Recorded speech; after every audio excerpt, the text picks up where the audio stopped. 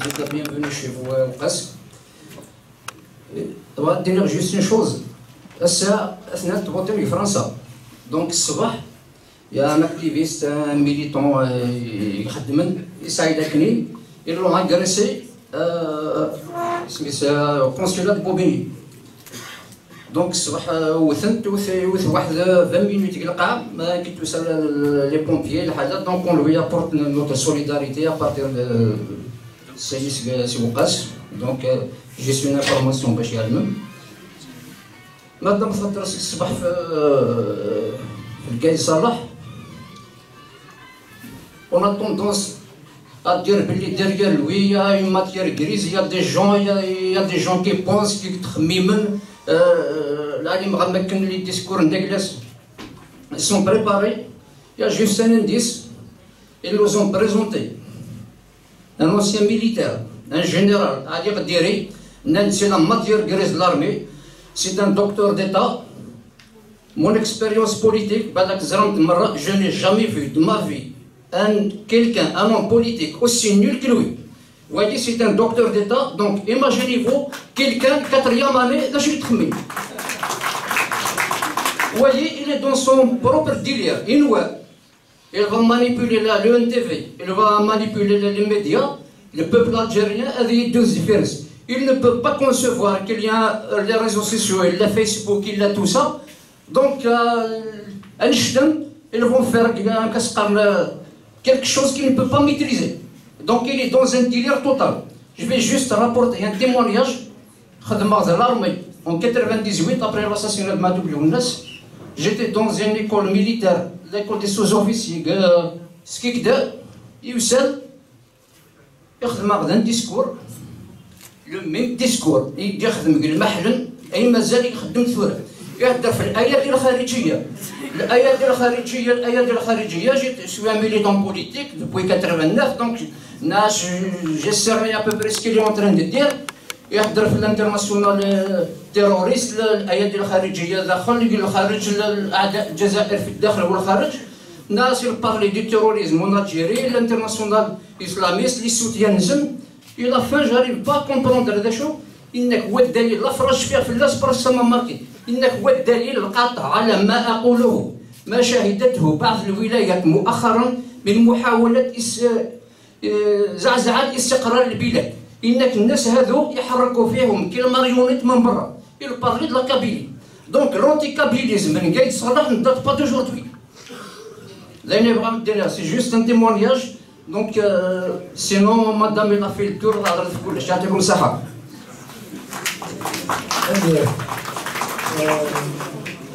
السلام عليكم مسؤول الأول mes chers concitoyens. Amira, moi je m'appelle Amira. Je vous ai toujours suivi sur El Magharibia.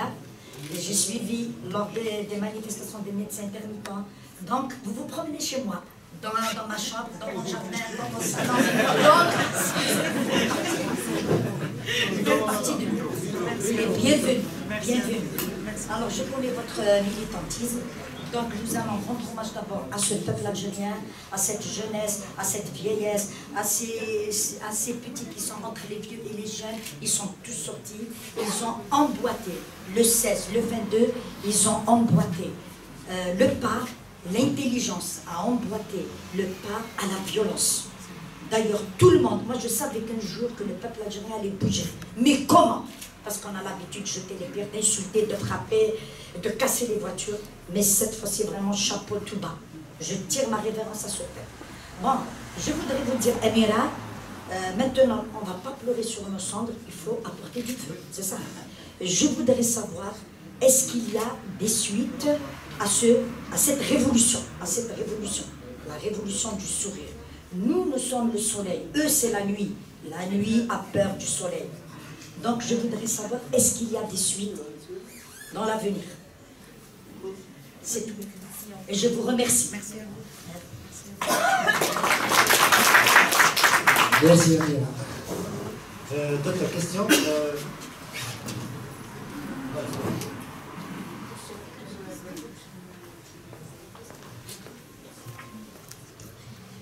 Donc, Azul Rawan, bienvenue à notre conférencière et les organisateurs. Donc, vous avez parlé tout à l'heure de médias étrangers et même des médias locaux qui sont les médias de la honte. Déjà, mon expérience, j'ai été censuré par TV5 Monde, mais il ne faut pas s'étonner parce que même ce qui se passe chez eux, ils l'ont censuré, donc les grèves et les manifestations. Mais je tiens, puisque je suis ici à Okhas, donc je tiens déjà à dénoncer le phénomène. Parce que lorsqu'on parle de médias, même les médias locaux, on doit aussi savoir qu'il y a des oligarques locaux. Donc on voit des spots publicitaires de ces médias qui tournent en boucle et qui sont financés par nos oligarques de sites de bougies. On voit les spots de Soma, de Ifri, et ainsi de suite. Donc l'argent du peuple, il fait dans la contre-révolution. Et comme aujourd'hui je suis venu assister à votre conférence, parce que je vous suis depuis longtemps, j'ai eu l'information qu'il y a le redémarrage de la mosquée à Okhas. J'aurais aimé qu'il y aura la construction de bibliothèques, de centres culturels, de salles de jeux, par exemple, d'aires de jeu. Donc, cette pratique des oligarques qui revient à un certain moment de la révolution pour redémarrer avec les cumulatifs de Bza, avec les anciens d'ailleurs, il a chanté ça, le Jouam'a Ithbenan, Idrim Nissa'al, le Jouam'a Ithbenan, Azawali Miskin, Akhal Mouthir. Oui, je vais traduire puisque vous ne connaissez pas, c'était Bza des années 80. L'argent que vous avez construit des mosquées, alors que le petit malheureux, il n'a même pas mangé à sa faim. Donc,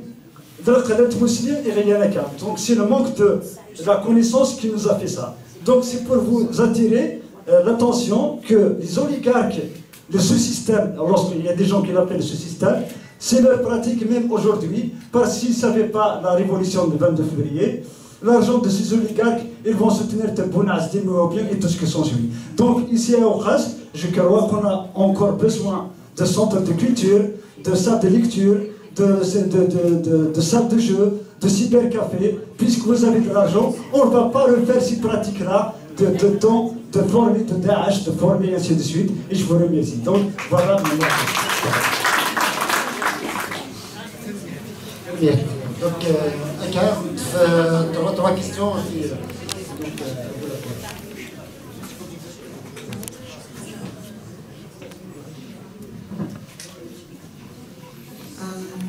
Alors, la première réflexion, la première question, c'était davantage une réflexion qu'une question. Monsieur donc nous informe que Saïd Aknin a été agressé. Je condamne fermement l'agression de Monsieur Aknin, avec qui j'ai l'habitude de partager les plateaux de Djamaldine Chenouf très souvent. Et c'est triste hein, parce qu'ils envoient comme ça des voyous, même à l'étranger, d'aller poursuivre les militants. Ici, les emprisonnent, ailleurs, on leur envoie des voyous. C'est pour vous dire que la mafia n'est pas que locale et qu'elle est vraiment internationale. Gaïtsal Alirdiri, c'est quelqu'un que je respecte, mais personnellement, j'avais refusé d'apporter mon soutien, même si j'ai été contactée à cette époque-là par M. Farhat Leitali, etc. J'avais refusé, je ne me rappelle plus, c'était en janvier, mais moi je me disais, j'attends le peuple. J'attends le peuple. Et je serai avec le peuple. C'était pas du populisme, mais je voyais les prémices d'une révolution arriver, je ne savais pas quand est-ce qu'elle allait arriver. Je ne savais pas si ça allait être le 22 après ou avant. Mais pour moi, Alirdiri, avec tout le respect que je lui dois, Alirdiri, c'est quelqu'un qui subit une grande injustice. C'est un général de plus de 20 ans qui le met en prison, alors qu'un général de 4e année qui met Alirdiri en prison, alors que c'est un retraité qui a donné ce qu'il a donné à l'institution, et on lui reproche rien, c'est pas un voleur, il n'a rien à faire en prison. En fait, c'est une guerre d'égo, c'est une guerre de clans, on ne sait pas ce que c'est en fait. Moi, Alirdiri, je l'ai connu qu'au mois de novembre, je crois, à travers un article sur le Watan. Je ne connais pas le personnage. Je ne l'ai jamais rencontré, j'ai refusé, tout simplement.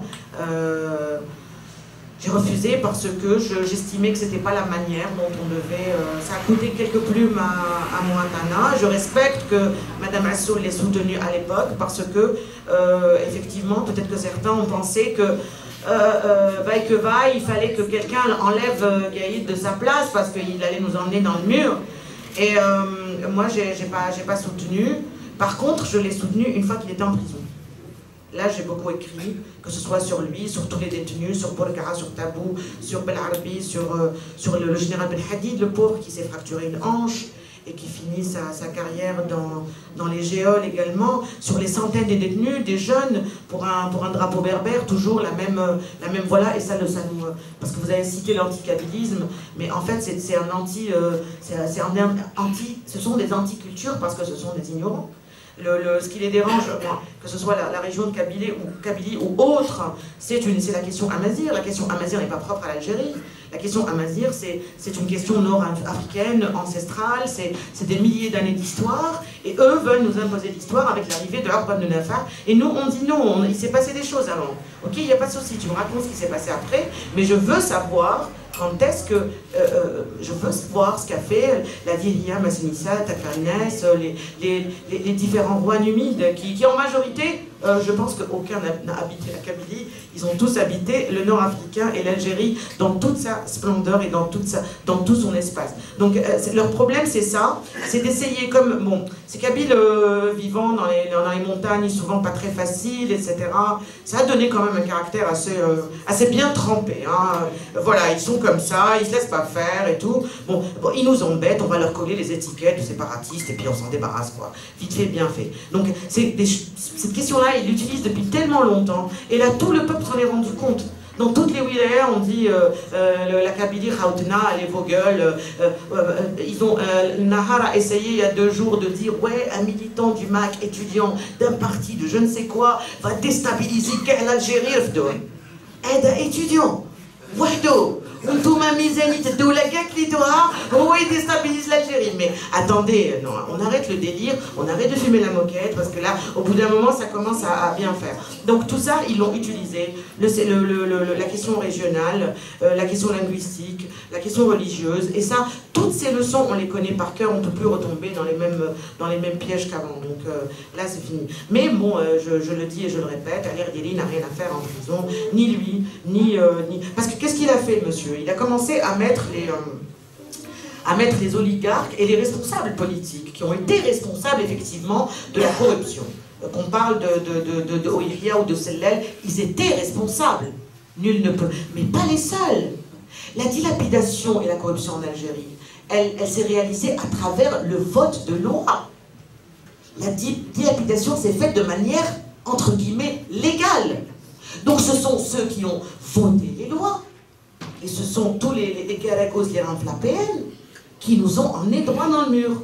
Les autres le savaient. Certains par ignorance, et d'autres parce qu'ils avaient des choses à gagner. Je ne dis pas qu'ils sont clean, et il a commencé à ramasser ces gens-là et à les mettre en prison.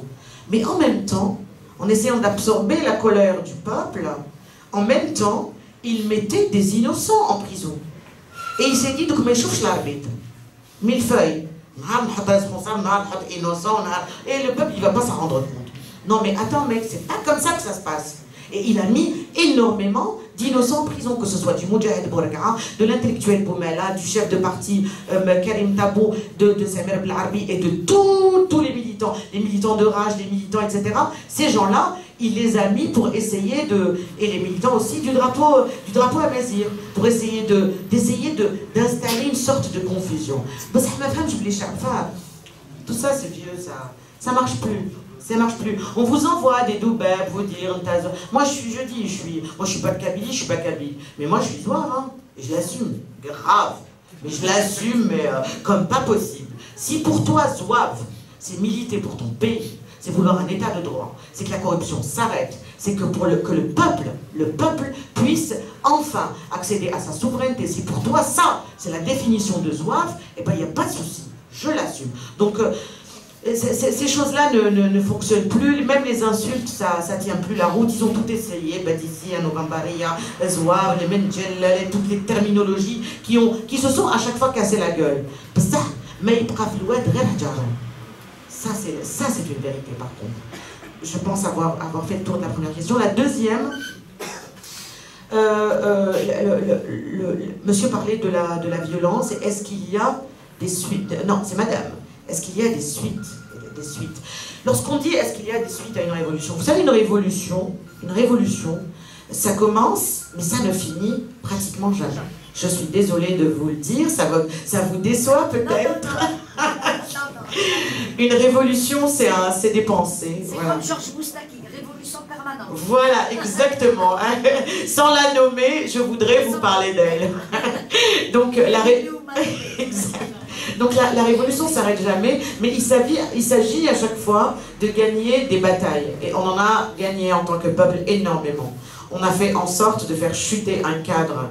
On a fait en sorte, ils ont tout essayé. Ils ont tout essayé d'aller vers la continuité, de dire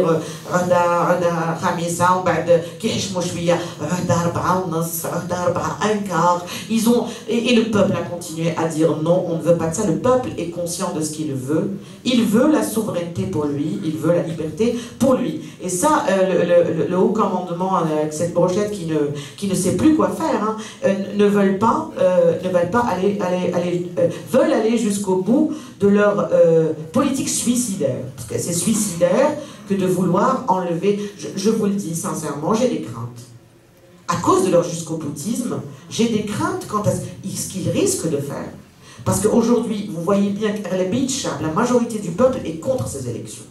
Mais il y a une minorité qui est instrumentalisée. Est-ce qu'on va les appeler les chpots? En fait, c'est ce qu'ils méritent. Hein. Mais... ils prêchent par ignorance aussi. Non, il faut voir qui c'est qui a été fait le Qa'a al-Baydawiya pour soutenir Bouteflika pour le 5e mandat. C'est la cour des miracles. C'est carrément la cour des miracles. C'est des gens, en général, d'abord ils leur mentent. Quand ils les ont emmenés à la coupole, ils leur ont dit que la cause c'était la lutte contre le cancer. La lutte contre le cancer. Ils leur mentent. Et ils les emmènent, et une fois sur place, les pauvres, ils voient un cadre, ils ne comprennent pas ce qui se passe. Les gens ne sont pas forcément tous politisés. Ceux qui sont en majorité politisés, ce sont ceux qui sont connectés à Internet, au réseau, à YouTube, parce que c'est là-bas qu'ils vont chercher la réelle politique, la réelle information. Donc, par contre, ceux qui n'ont pas accès à cela, aujourd'hui, représentent une minorité. Une minorité en général non instruite, une minorité d'un âge très avancé. Vous pensez bien qu'il y a des grands-mères de 80 ans qui se connectent, mais je pense qu'elle a d'autres choses à faire et d'autres choses à fouetter. Mais ceci dit, ce qu'ils ne savent pas, c'est que ces mémés et ces papis que nous respectons, qui sont les nôtres aussi, ils ont des enfants aussi. Et ils discutent à table. Et leurs enfants arrivent à leur convaincre que tout ce qu'on leur raconte sur ces télépoubelles, on leur raconte que des bêtises. Donc ils sont en train de tabler sur une minorité qui vont nous montrer à la télé le 12 décembre. Parce qu'ils nous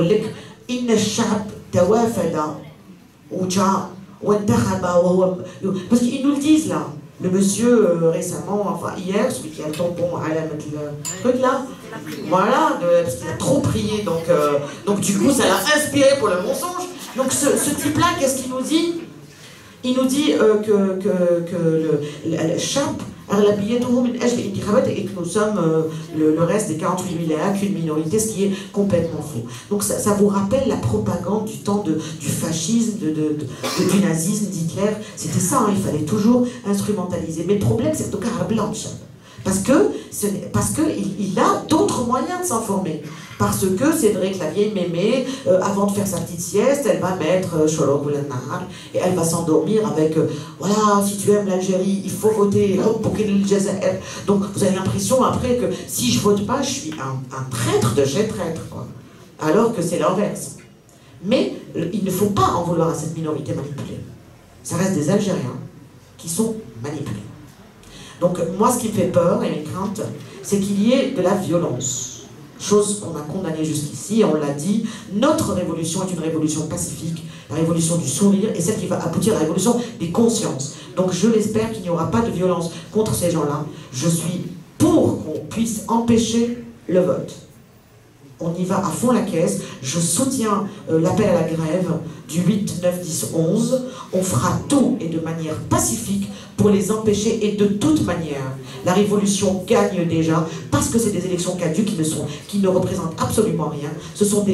Parce que c'est des élections qui sont bâties bâtis sur Tazouer, sont bâtis sur le faux et l'usage de faux, et ce sont uniquement... Vous savez, Jamal Mechnouf m'avait posé la question, quel est selon vous le candidat du système et quels sont les lièvres? Mais on n'a que 5 lièvres, je ne veux pas de candidat de système, ce sont 5 lièvres pour assurer une sorte de façade démocratique comme ils l'ont fait jusqu'ici. Voilà, donc ça c'était... voilà, je voulais vous répondre aussi concernant la représentativité de la révolution. Personne ne peut représenter une révolution. Hein. On peut la porter, l'aider. On ne peut pas dire « je suis la révolution ». D'abord, c'est une révolution différente de celle des... On l'a dit tout à l'heure, avant 62. Cette révolution, cette époque-là, c'était effectivement un groupe de personnes conscients qui ont décidé de prendre les avant et qui ont été liquidés après de toute manière. Voilà. Mais aujourd'hui, je pense que c'est différent. Je pense réellement que aujourd'hui, c'est tout un peuple qui s'est levé. Il est aidé par le peu de journalistes qu'il a, le peu d'intellectuels qu'il a, le peu d'activistes qu'il a, etc. Aidé par enfin, moi aussi, j'ai eu des doutes. Il y a eu des moments où j'avais des doutes. Je me disais, est-ce que j'ai raison de faire ce que je fais et tout. Mais quand je vois le soutien des profs à l'université, quand je vois, même si je suis assez space dans ma manière de militer, je suis très dans la provocation. Pourquoi Amela Bolaoui, elle est là parfois, on a l'impression qu'elle a pété un câble, c'est une manière de faire. C'est une manière de faire parce que, dans les années 90 et bien avant, on essaye de montrer que la seule alternative, que le seul contre-pouvoir, c'est un pouvoir conservateur, c'est un pouvoir... Moi, je suis celle que je suis. Je suis une femme libre, je suis une femme qui s'exprime et qui va jusqu'à la provocation. Prouve-moi que tu es réellement démocrate et accepte-moi comme je suis. Ça, c'était la deuxième. La troisième question, médias, censure, oligarques locaux. Je ne vais pas vous dire, n'en voulez pas aux oligarques de participer à la publicité des médias poubelles qui endoctrinent la minorité dont on a parlé tout à l'heure. Parce que même si je vous ai dit, Internet a une force de frappe que non plus, il l'avait peut-être en 2014 et peut-être avant, il l'avait encore, Nahar, Sholor et compagnie, et puis il a des machins, ils ont des pages, c'est vrai, ils ferment les nôtres, je suis bloqué pour l'instant, j'ai plus accès à mon compte, mais ceci dit, ils n'ont plus la force de frappe, ils n'ont plus la force de frappe qu'ils avaient avant. Internet les a complètement surpassés et a donné le pouvoir d'information au peuple. Aujourd'hui, on assiste à des citoyens, journalistes, militants. Il est bras, il voit un truc injuste, il prend son téléphone, il le filme, il le partage, ça fait le buzz. Tout le monde condamne, etc. Donc, et là, ils ne sont pas conscients. Donc, je n'en ai mais fichtrement rien à ce que vous voulez. Donc, à partir de là, je peux comprendre que certains chefs d'entreprise, je ne suis pas complètement contre ceux qui veulent investir ou ceux qui ont envie de faire bouger le schmilblick, de trouver des emplois aux jeunes. Il faut aussi, et de notre indépendance aussi par rapport aux hydrocarbures. Mais ceci dit, ce qu'on vous demande en tant que chef d'entreprise, je ne sais pas s'il y en a là, mais je ne pense pas, ce qu'on vous demande, c'est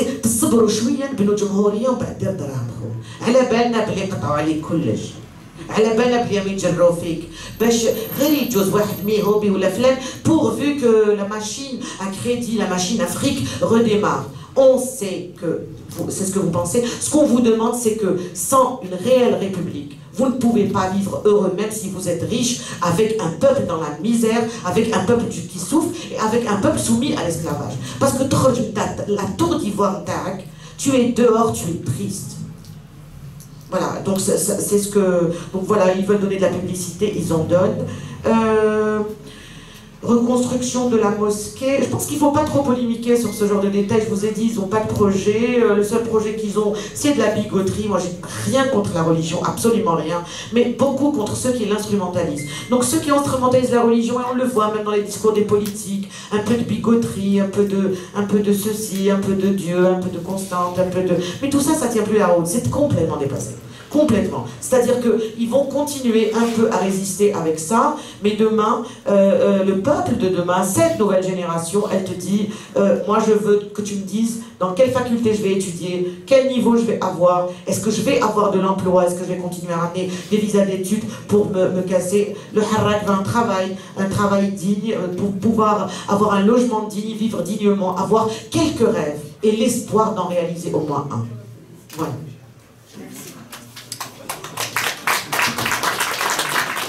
Merci. Bonjour à tous et à tous. Premièrement, je souhaite la bienvenue à notre très grande militante Amira Bouraoui. Donc, on est très heureux de passer un après-midi en votre compagnie. Bien sûr, je remercie également les initiateurs et les animateurs du Café littéraire à Oukas. C'est la première fois que j'assiste à une conférence à Oukas. Okay. L'association SDL. Donc, toutes mes félicitations et vous êtes la fierté de Laoulet Bijaya. J'ai quelques questions à vous poser, Amira. Donc, la première, c'est donc la journée fatidique du 12-12. Donc, si les élections auront lieu, est-ce que nous allons continuer à sortir chaque vendredi, ou bien est-ce qu'on va observer une escalade, comme par exemple la désobéissance civile, que nous n'avons pas observé jusqu'à maintenant? Donc, ça, c'est la première question. Donc, si le pouvoir en place passe son agenda et bien sûr, organisera ces élections, que le peuple refuse. Qu'est-ce que nous allons faire après le 12 décembre? Ça, c'est la première question. Donc, la deuxième a trait au mouvement Barakat. Donc, le mouvement Barakat, avant 2014, il a fait face au 4e mandat. C'est vrai que vous étiez minoritaire, mais quand même, vous avez fait parler de vous. Donc, on attendait à ce que le mouvement Barakat prenne de l'ampleur après 2014, mais malheureusement, il a volé en éclat. Est-ce que vous pouvez nous dire quelles sont les raisons qui ont amené à la disparition du mouvement Barakat? La troisième question, dans votre intervention, dans votre speech, vous avez parlé de la constituante. Donc la période de transition qui va être menée par une constituante. Est-ce que vous voyez vraiment que la constituante est une solution pertinente pour une sortie de crise réelle? Ou bien est-ce qu'un processus constituant, ou bien la conférence nationale, ne sont pas vraiment les réelles alternatives pour une sortie de crise salutaire? La dernière question, je veux juste vous évoquer deux personnalités. La première, c'est Farhat Ali. Vous le considérez comme étant ami à vous. Et ces derniers jours, apparemment, il est pour l'organisation des élections. Et vous avez eu un accrochage avec lui, je pense, il y a une vingtaine de jours. Est-ce que vous pouvez me parler sur cet accrochage? Et un autre, c'est Houssem Bouraoui. C'est un neurologue, apparemment il est un cousin à vous. Et dernièrement aussi, il a accroché dans post Facebook un brûlot, si on veut dire ça, contre les deux personnalités, Zinati, Jamal Zinati et le Wariati. Donc en les accusant bien sûr de salir l'image de l'état-major. Donc qu'est-ce que vous avez à dire sur l'intervention de Houssem Bouraoui? Et merci. Bonjour tout le monde. Donc ma question c'est par rapport à vous avez fait un constat de 62 bien avant, c'est-à-dire sur le régime militaire, et vous avez conclu, c'est-à-dire la conclusion, c'est une Algérie plurielle avec une constituante. Donc ma question va être directement, moi par exemple, si on regarde tous les pays développés économiquement, socialement, ils n'ont jamais opté pour une constitution. La plus vieille constitution, c'est la constitution américaine. Voilà, sans vous donner des détails, la constitution française, c'est la même chose. Donc je ne vois pas une Algérie aussi vaste, avec ces différentes traditions. Je ne vois pas qui lie le nord et le sud. Le nord, on a notre propre tradition, et le sud, quelqu'un qui habite à N'Gzam, à je sais pas, n'a pas les mêmes traditions. Une constitution, le risque, c'est d'y aller directement en mur, c'est-à-dire le brin de soleil qu'on a eu, ils vont carrément le tuer. Donc, si imagine, on aura une constitution, la majorité, c'est une assemblée à majorité conservateur. On aura une constitution de conservateurs. Donc c'est le suicide, c'est le retour à un État islamique. Merci. Ma question, vous avez parlé, vous avez dit que vous êtes pour empêcher les élections. Quels sont les moyens pacifiques pour empêcher les élections? Quels sont les moyens pacifiques? Parce que s'opposer à des élections avec la violence, donc on va entrer dans le jeu du pouvoir, ce qu'il faut éviter. Mais quels sont les moyens pacifiques pour empêcher ces élections, sachant bien qu'en Kabylie, il n'y a aucun candidat qui a mis les pieds. Ailleurs, ils organisent des meetings. Donc, j'arrive pas à expliquer ce phénomène. Merci.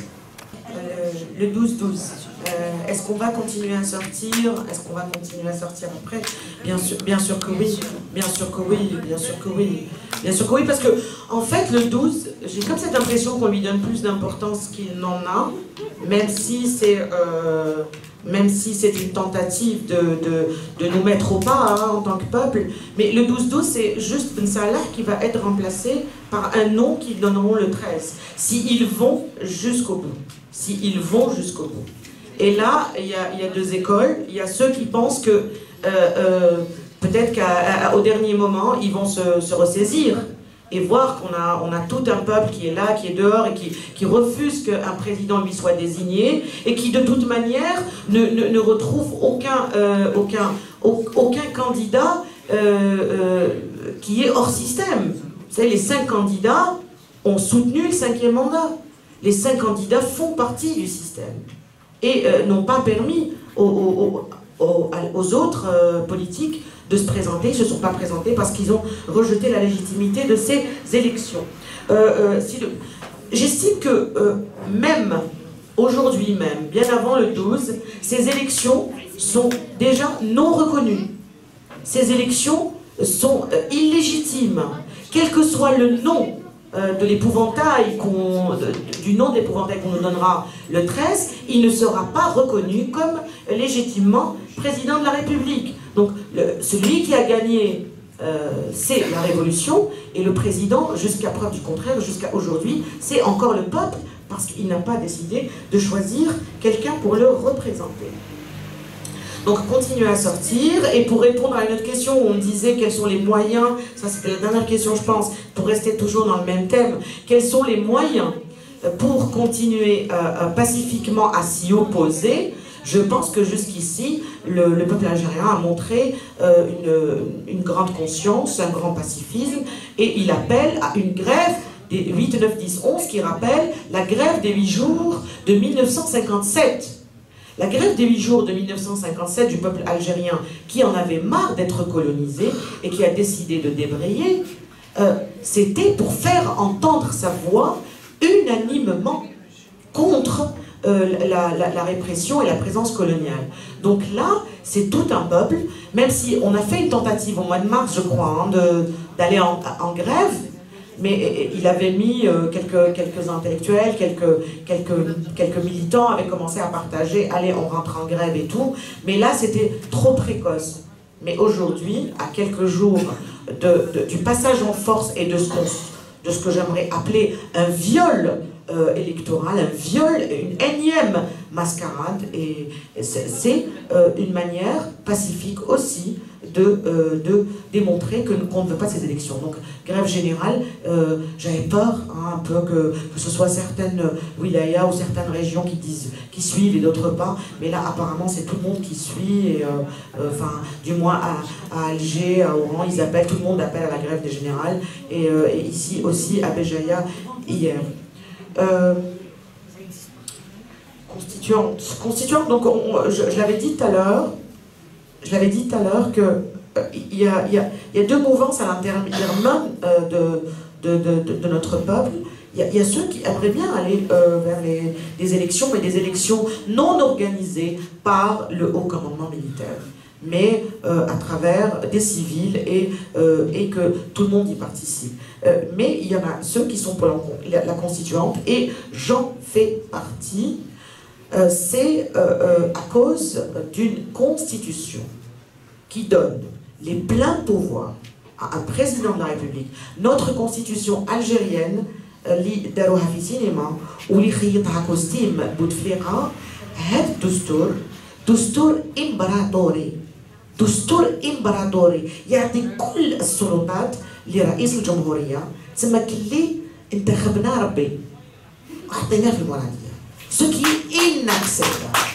Inacceptable. Donc, le but, c'est qu'on revoie cette constitution qui donne, parce que chaque يقول لك أعطيني السلطة للشعب. السلطة للشعب وين تمدها له؟ ما تمدهالوش. مفتاح قلنا السلطة للشعب داخل الدستور, dans la constitution. Et cette constitution doit donner le pouvoir à qui?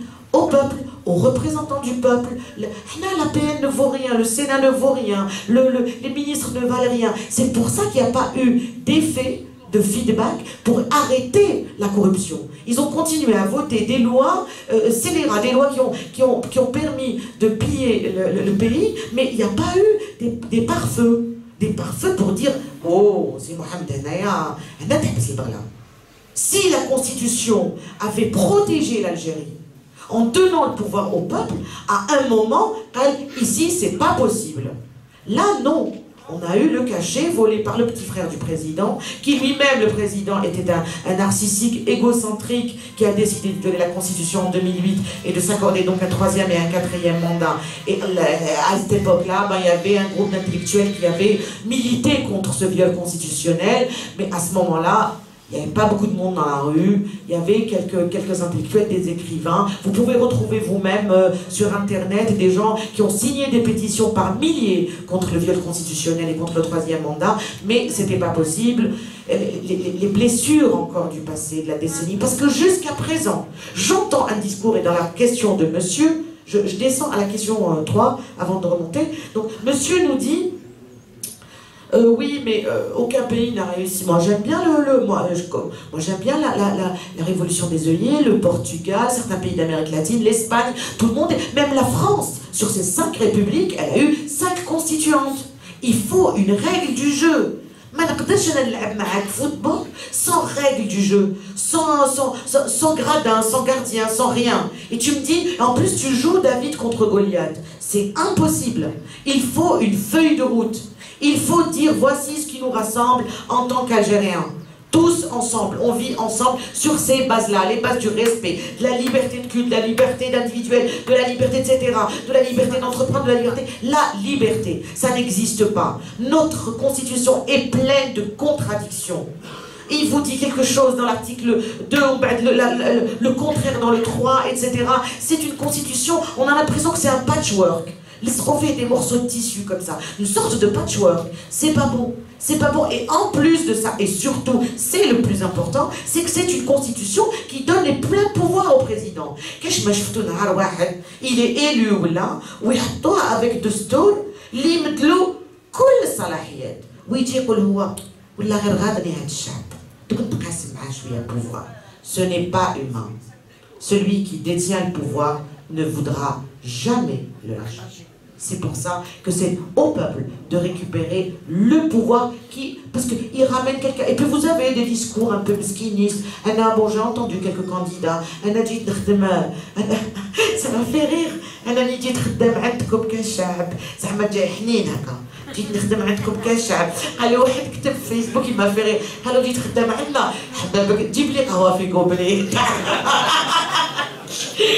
Et encore, j'ai plus de respect à ceux qui servent le café, qui sont là, qui nous reçoivent, qui nous font un sourire et qui travaillent, qui n'ont pas honte de travailler et qui ne volent pas mais vivent de l'argent, de la sueur de leur front. Voilà, comme ça on ne fait pas de... Farhat Aitali est un ami. C'est un ami, mais nous avons des visions différentes. Je pense que le jour où vous l'inviterez ici, il viendra avec plaisir pour défendre sa vision. Je vais pas poignarder un ami dans le dos, même si il me poignarde. Je suis pas celle qui poignarde dans le dos. Voilà. Hossein Bouraoui est mon oncle. Vous m'apprenez que Hossein Tahala M. Zenati. Hossein Bouraoui est mon oncle paternel. C'est un professeur en euro. C'est le petit frère de mon papa. Vous venez de m'apprendre que Tahala Zenati, avec tout le respect et l'amour que je dois à mon oncle, je préfère M. Zenati. J'espère que c'est clair.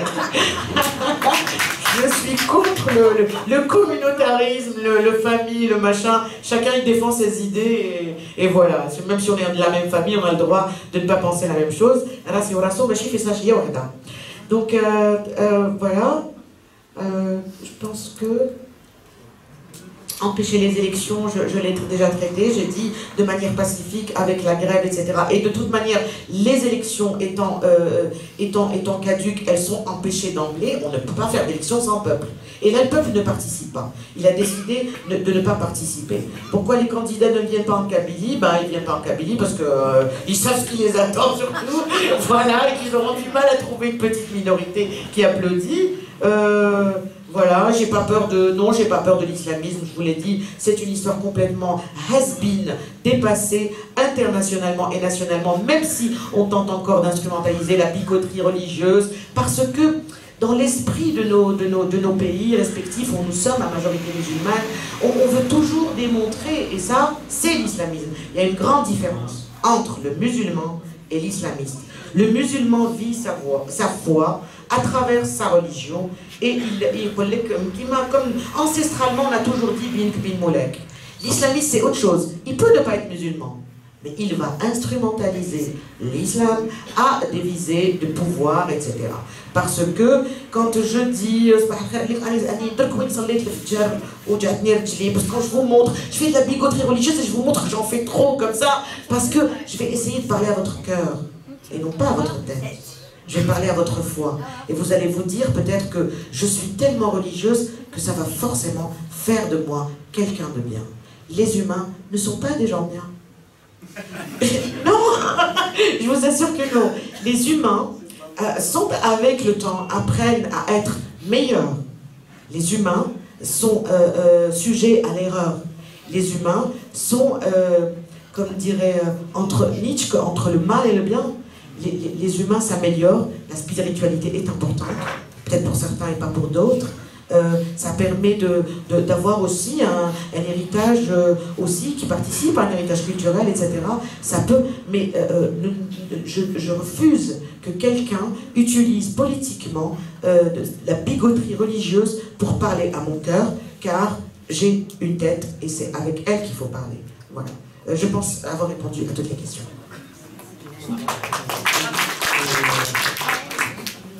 Bon, vous voulez organiser ça la question, sinon on va donc ça a une petite question. J'ai l'impression, je suis peut-être convaincu, je ne sais pas si c'est le cas pour vous, que si on donne le choix à ce régime entre la violence ou l'organisation des élections, et l'optera à la violence, à mon sens. Parce que la violence est son terrain favori. Même si ces élections auront lieu, est-ce que vous ne pensez pas que le scénario qu'il va proposer, le scénario possible, en tous les cas, c'est de légitimer l'instauration de l'état d'urgence pour justement mater, pour empêcher la population de continuer à sortir et de tuer justement cette révolution. Donc ça, c'est ma question.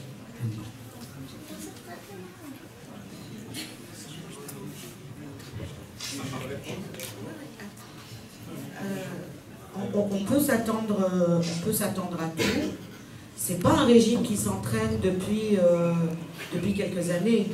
C'est un régime qui s'entraîne depuis plus d'un demi-siècle à éviter justement de remettre sa souveraineté à notre peuple. C'est des gens qui veulent garder le pouvoir coûte que coûte. Et quand je dis, ce ne sont pas forcément des personnes, c'est une façon de faire. Et ils l'ont fait par le passé. 10 ans de terrorisme, c'est pas rien.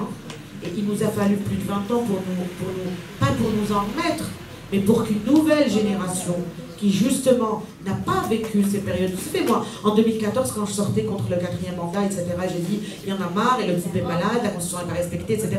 Et j'essayais de poser mes arguments avec mes camarades et avec les militants. On me disait, mais... le premier contre-argument, c'était, oui, mais si tu n'acceptes pas cela, ça sera les extrémistes islamistes qui vont prendre le pouvoir, et ça va être, et ça va être, et ça va être. Moi, je trouve que ce régime, il est islamiste. Du moins, selon ma définition, à moi.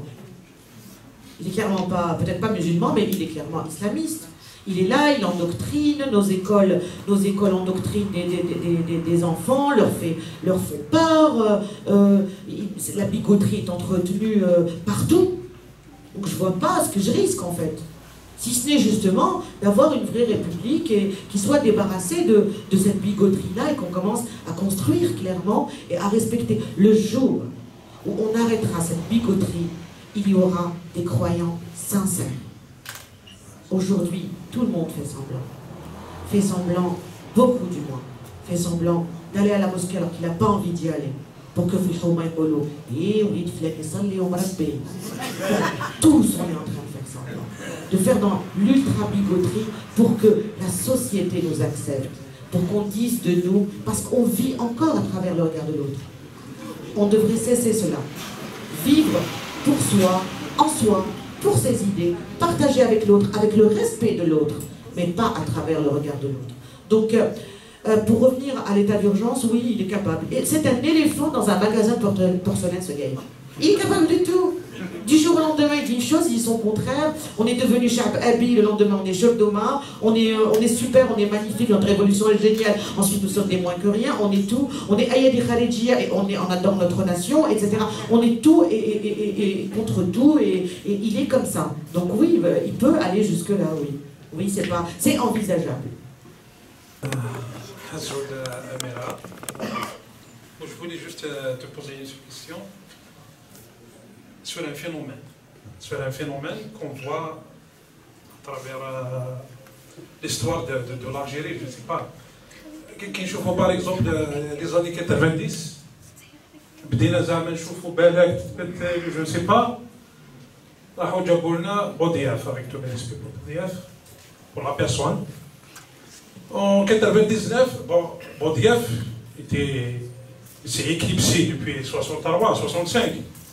Donc, là, au Maroc, il a démissionné de la vie politique, le militantisme et tout. Donc, il est dans Boudiaf. 1999, c'est la même chanson. Bouteflika qui s'est éclipsé depuis 20 ans, depuis 1983, on a fait appel à Bouteflika. Bouteflika, c'est la même politique, il a appliqué la même politique. Ils ont écarté Belkhadem depuis des années. En 2014, Belkhadem a fait une campagne électorale avec Ouahia. C'est la même chose qu'on voit avec Karim Younes, qui s'est démissionné depuis 2003 avec Benflis 2004 à la PN. Donc là, 15 سنة Karim Younes دار لنا une pièce théâtrale. في الكوتي تاع لي زوبوزون ولا لي ميليتون ولا لي مانيش عارف كيفاش تسموهم، on voit exactement la même chose. Il y a des gens qui militent, des gens qui sont dans les rues, كاينين اللي ما يرقدوا ما والو، يخدموا واش بيه يحرثوا كلش.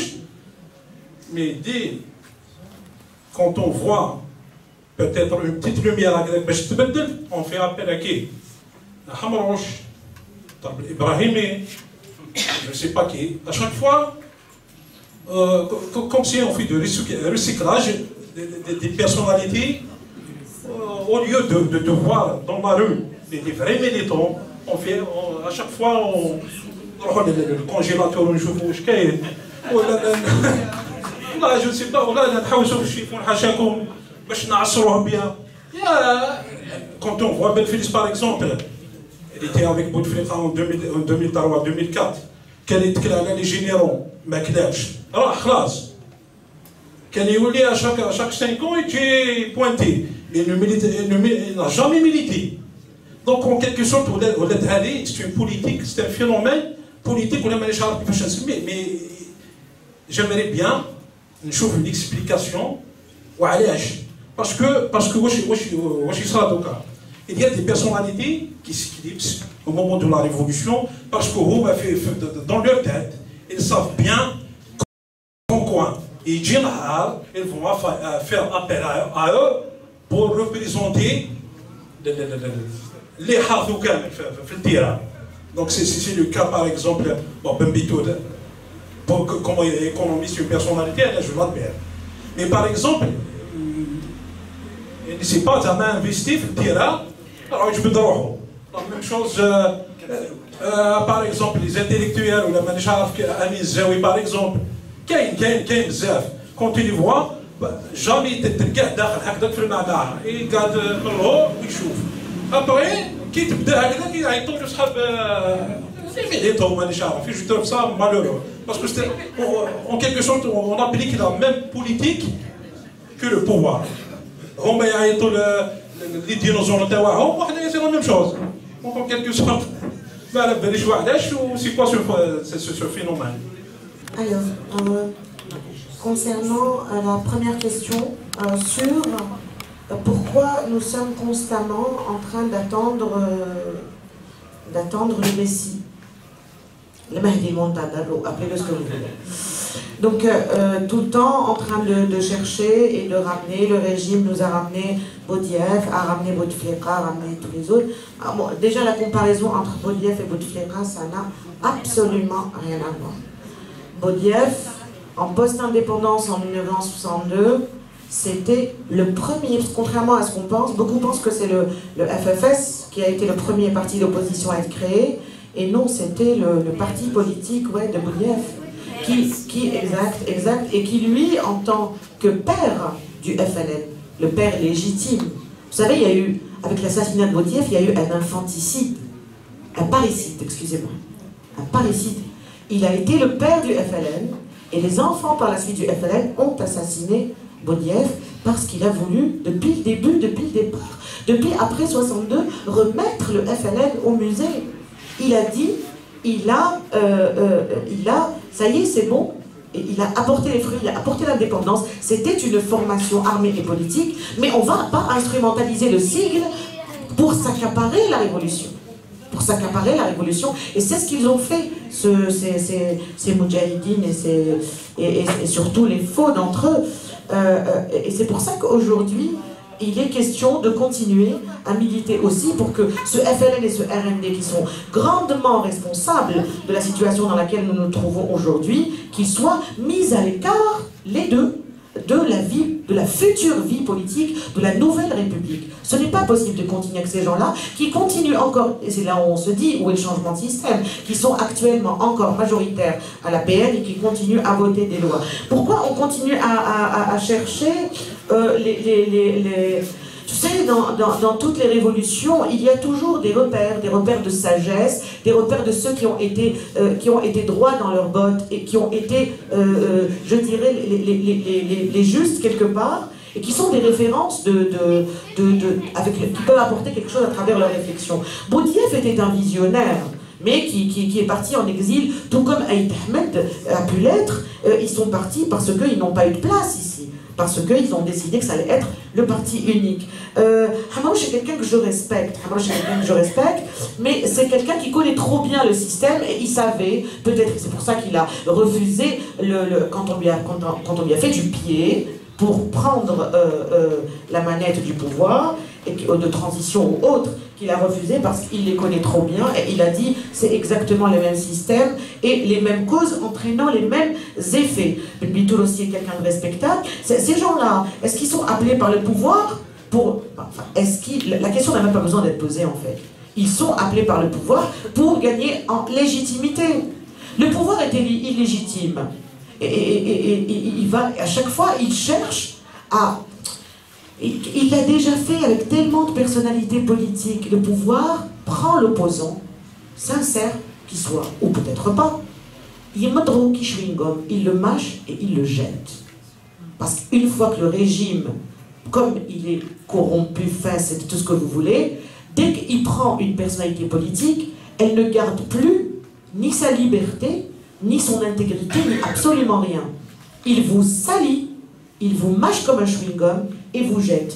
Il l'a fait, et Bouteflika savait qu'en arrivant au pouvoir, il avait la capacité de le faire grâce au baril de pétrole qui augmentait en prix. Il l'a dit le premier mandat. Il l'a dit. Ça, c'est l'histoire.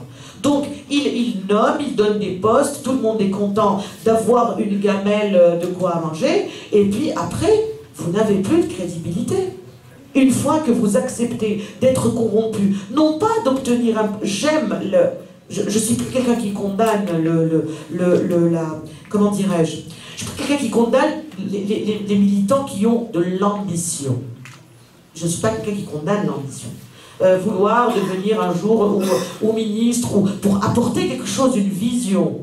qu'on vous donne un portefeuille pour pouvoir vous en mettre plein les poches, alors que vous n'apportez absolument rien, ça veut dire qu'on vous a juste acheté parce que vous avez trop aboyé. Vous avez aboyé, tu veux un os. Tiens, d'ailleurs, il n'y a pas plus ridicule qu'un poste ministériel en Algérie. Attention, on reste sage, sinon tellement que c'est un poste, mais rejeté par rapport à ce qu'on a fait Bouteflika, et ceux d'avant lui. Donc, nous ne sommes pas dans un régime normal, dans une situation normale, où ce genre de promotion ou ce genre de font en sorte que vous soyez une personnalité respectée pour ce que vous apportez à votre pays. Mais nous avons besoin des... Pour moi, oui, la parole de Mbitour compte, la parole de Hamrouj compte, comme la parole de M. Zenati, comme la parole de M. Yahya Abdelnour, avec tout un... bon, il approche... Mais il pas alors qu'il approche ses 100 années.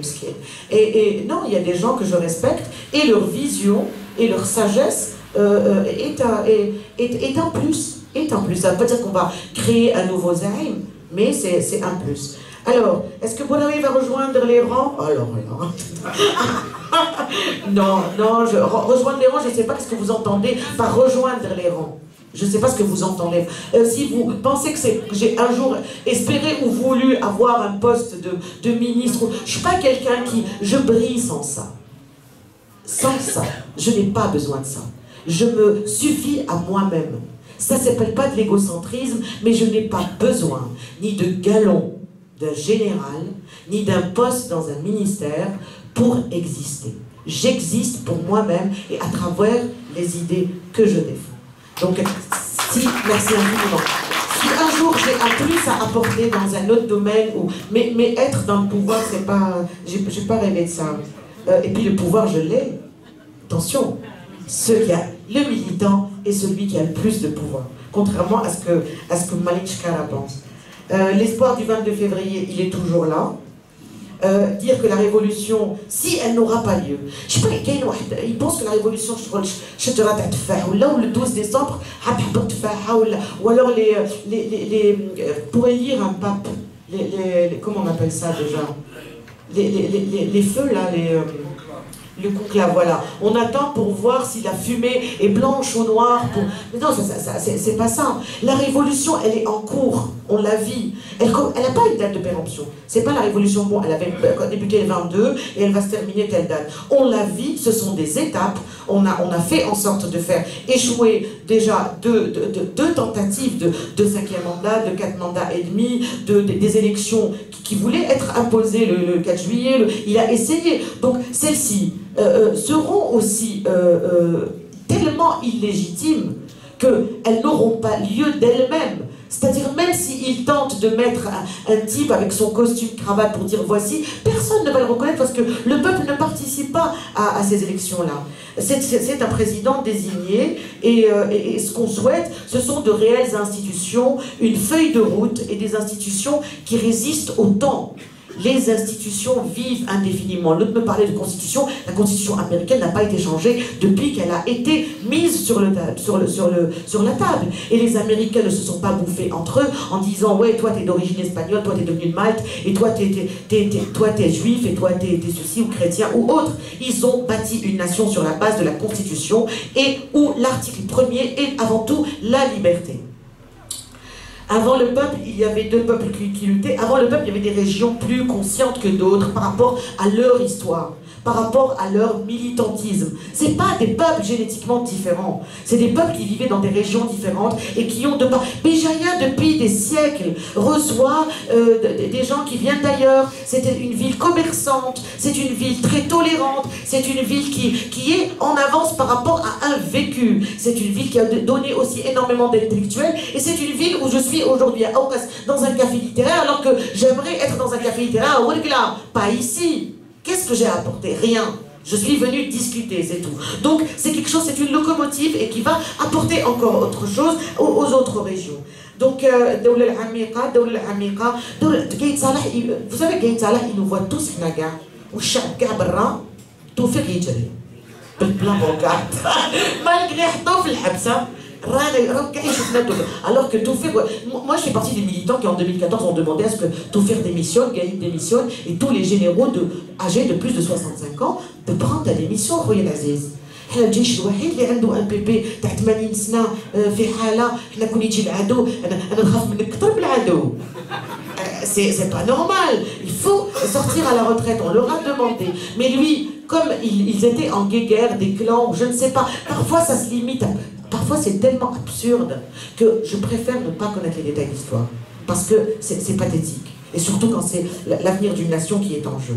Donc il est ainsi, et puis on espère que c'est une génération qui va être rapidement mise à la retraite ou dans un centre pour personnes âgées, ou je ne sais pas, hein, mais il est temps. Est-ce que, si la révolution échoue, monsieur me dit, est-ce que si la révolution échoue, est-ce que la Kabylie et le MAC, etc., etc., etc. Je pense que la révolution, comme je le disais, elle ne va pas échouer, elle a déjà gagné. Il s'agit de la faire encore avancer, parce qu'une révolution, ça ne s'arrête pas. Ceci dit, le MAC est une blessure, et je l'ai déjà dit, je l'ai tellement écrit. Le MAC est une blessure de 2001, où une région s'est sentie seule, où il y a eu des victimes, où on a assassiné des jeunes. Moi, peut-être que si j'avais été à ce moment-là, ici, et qu'on m'avait assassiné mon frère, il n'est pas exclu que j'aurais été du MAC. Mais dans un esprit pas de construction, mais de colère, d'un ras-le-bol. Moi, je l'avais dit aussi au mois de janvier, quand on chauffe au Yedmara, je vais mettre avec mes amis ici, mes voisins, on va mettre des murs, mais je gagne je veux plus avoir affaire à vous. Donc, je ne pense absolument pas que, quelle que soit l'évolution de la révolution, qui va continuer à évoluer, et qui m'appelle, je ne sais plus qui, la chanteuse, Think About a Revolution. Qui c'est qui chante ça déjà?